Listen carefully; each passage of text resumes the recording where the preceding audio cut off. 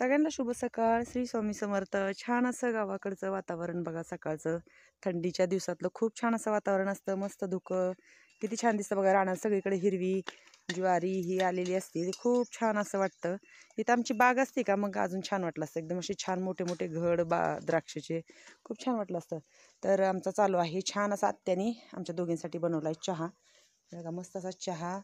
आणि इकडे छान असं पीठ भिजवून ठेवलं आहे गणेशच्या डब्यासाठी बनवायची चपाती भाजी. आम्हाला जायचं आहे नंतर भेंडी तोडायला. तर पटपट आता स्वयंपाक बनवतो. संक्रांतीचं तर काही झालेलं नाही आमचं. हे रोजचं रानातलं कामच चालू आहे. मग उद्या वेळ आहे, उद्या काय करायचं नाही तरी ते सगळं खळ्यावरचं जाऊन काय काय काय असतं सगळं ते नीट करायचं आहे. तुरी ज्या असतात.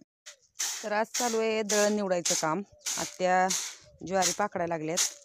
आता दळणं सगळी संपली आहेत. गव्हाचं पण दळण करायचं पण आज ज्वारीचं करायचं कारण आज तोडायची भेंडी म्हणून म्हणलं आज ज्वारीचं एक एक दळण करावं. परत बाजरी पण आणायची थोडी भोगीसाठी. मग उद्या बाजरी आणून बाजरी आणि गव्हाचं एकत्र आणता येईल. तर आज म्हटलं छान असं ज्वारीचं करावं दळण. आत्या पाकडते. गेल्या वर्षी ज्वारी आमची आत्या पाकडतायत. मग नंतर मी खडे बघते थोडेसे. मग जाणार आम्ही भेंडी तोडायला. गेल्या वर्षीच्या ज्वारीमध्ये मी अशी कडुलिंबाची पानं घातली होती वाळलेली. पिढे होऊ नये म्हणून वारं सुटले आज. एवढं झाडं छान असं वारं सुटले. आता मी धुणारे कपडे. मामा घेऊन गेले शेळ्यांना. ऊन पण आहे थोडंसं वारं पण आहे. तर म्हणलं चला दाखवावं. आत्यांचं चालू आहे सुपाणी पाकडायचं काम. मग नंतर मी बघेल खडे.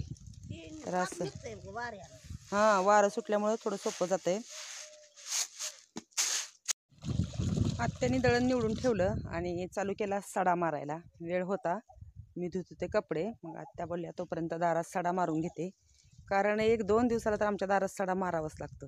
बघा किती अंगण छान दिसतं. तो गणेश आला ना की आत्याला सडाच मारून देत नाही. ऐकत नाही. म्हणतो की मी तुला सडा मारून. त्याला शेणाचा वास आवडत नाही म्हणून तो म्हणतो की नाही मारायचा दारात सडा. तिकडे माझी झालेली आहेत कपडे धुवून. आता आत्यांचं सडा मारून झालेलं आहे म्हणजे चालू आहे सडा मारायचं. आणि मग ह्या दळणामधले मला खडे काढायचे तेवढे. त्यातले खडे बघायचे. आत्याने छान असं पाकडून ठेवले. आणि मग जाणार आम्ही छान अशा तुरी हे काय तुरीच म्हणते भेंडी तोडायला जाणार आहे आम्ही. हे बघा चालू आहे आत्यांचं छान. शेणाचा सडा मारला की अंगणात म्हणजे धूळ उडत नाही. त्याच्यामुळे चालू आहे आत्यांचं छान असं सडा मारायचं. ते पिल्लू बघा जात पण नाही आणि घरी पण बसत नाही नीट. मध्ये मध्ये मध्ये करते. त्याला आता खायला थोडं एक शेवरीचा फाटा आणते.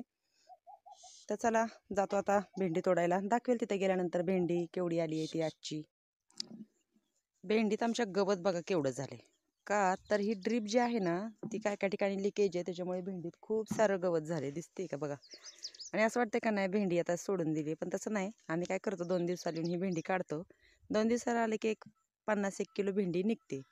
तिकडे मामा गाईंना पाणी दाखवायला घेऊन चाललेत बहुतेक. ते बघा आता तुरीच्या रानात रान मोकळं झाले. मग आम्ही गाई बांधतोय. आत्यांचं चालू आहे आपलं बसूनच भेंडी तोडायचं. आणि हे बघा इथं एवढं पोतं झालंय आणि तिकडे त्या दोरी संपली की तिकडे अर्ध पोतं झालेलं आहे. असं आम्ही केलं कारण मग रिटर्न येताना बादलीत ओझं होतं. मग असं चालू आहे छान. आज आमची भेंडी तोडायचं काम चालू आहे. भेंडी किती छान आहे बघा. कोवळी कोवळी एकदम भारी भेंडी आहे. तर चला तोडतो पटपट भेंडी. कारण 4 वाजून गेलेले आहेत आम्हाला. म्हणजे इकडून तोडून झाली आहे. ह्या साईडला जायचं आहे. गवत तर खूप आहे. मग अंधार पडायच्या आधी आम्हाला भेंडी तोडायची आहे.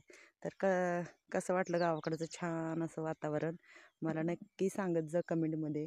तर चला भेटूया अशाच पुढच्या एका नवीन व्हिडिओमध्ये.